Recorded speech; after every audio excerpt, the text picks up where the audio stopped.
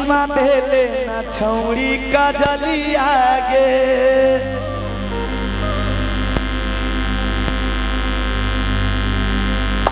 कि तोरा दिलियो चांदी के पयली आगे चुमा देले ना छौड़ी का जली आगे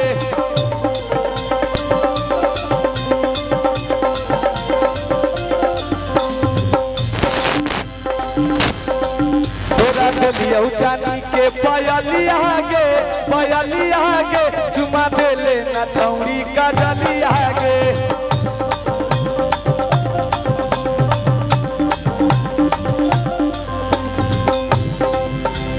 एक दो तीन चार पाँच छः सात आठ नौ 10 11 12 13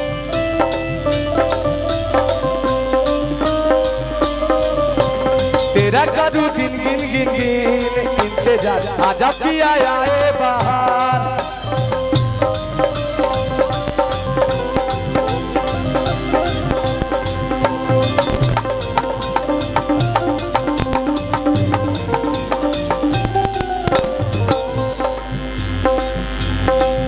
लगे बन गेनी दोसर के माली आगे चुमा देले ना छौड़ी का जली आगे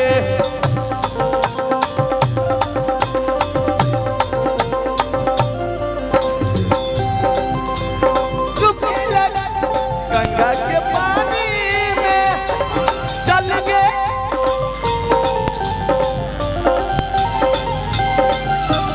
आई जी तोर जवानी में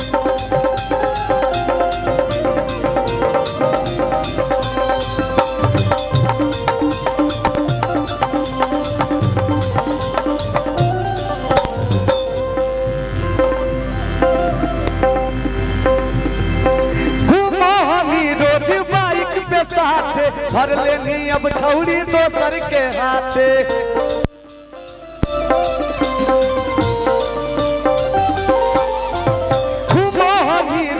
बाइक पे साथे भर लेनी अब छौड़ी दोसर के हाथे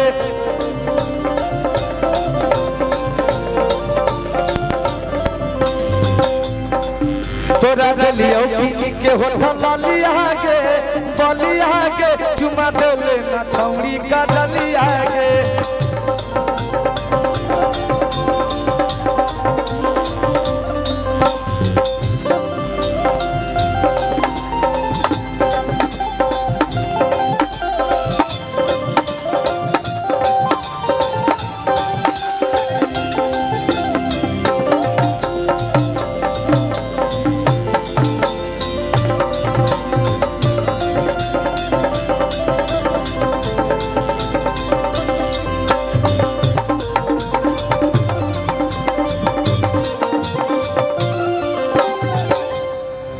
हेलो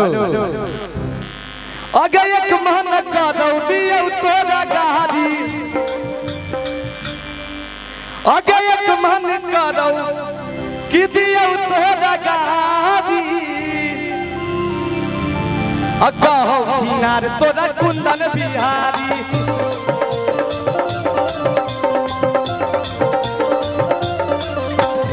एक मन करो दियो तोरा गाड़ी कहो छिनार तोरा कुंदन बिहारी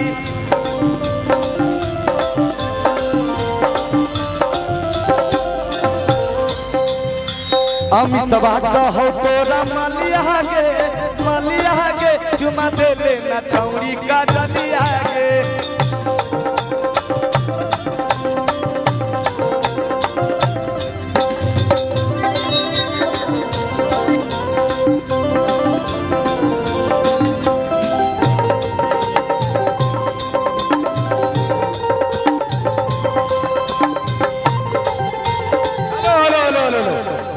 देखिए आप सबके बीच में भोजपुरी की मशहूर अदाकारा डिम्पल सिंह जी आई, आ जाइए एक बार, आ जाइए।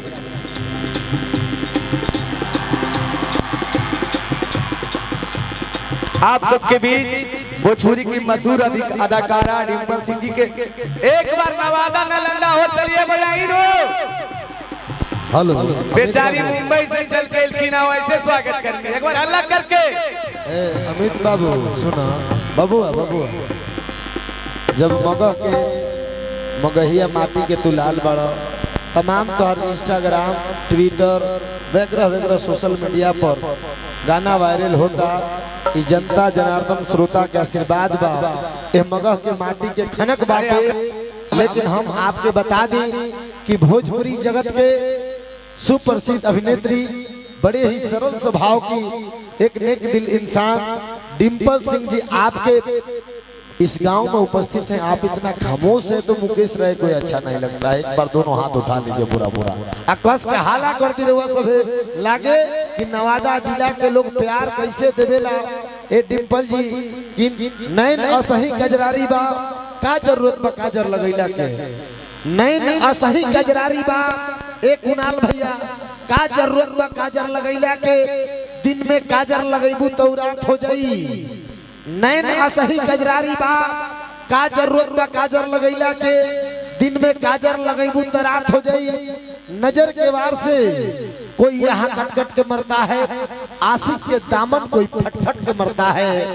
जवानी एक इलेक्ट्रिक शॉट है डिम्पल जी, एसी और डीसी करंट की तरह, कोई हट हट के मरता है, कोई सट सट के मरता है।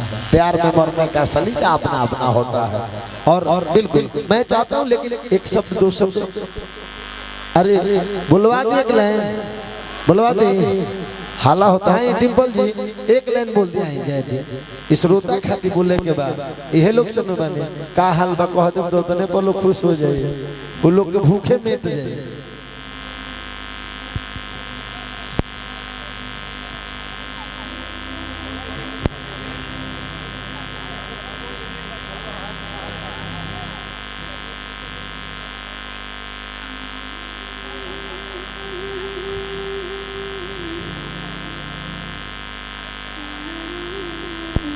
सबसे पहले तो आप सभी को मेरा प्रणाम है, और जितने भी गार्जियन स्वरूप इधर बैठे हैं सभी का मेरा यही से प्रणाम है।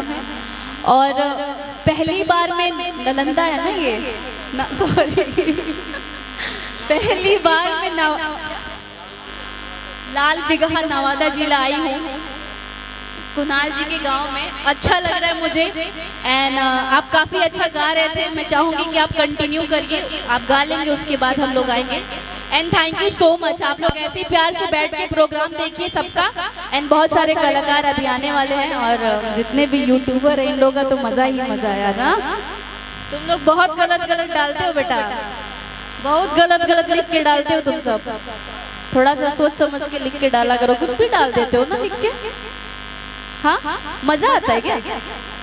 कुछ भी डाल देते हो, मतलब इंसान कुछ और बोलता है करता कुछ और है, तुम लोग का टाइटल कुछ और रहता है। अभी देखना कल भी देखूंगी मैं टाइटल कुछ और होगा। चलो थैंक यू सो मच, आप कंटिन्यू। एक सेकंड डिम्पल जी, ये लोग का कहना है कि तोरा गलिया पति को पिंपल गे। हेलो, कि तोरा गलिया पति को पिंपल गे, और सबके दिलवा ले गे नी डिम्पल गे।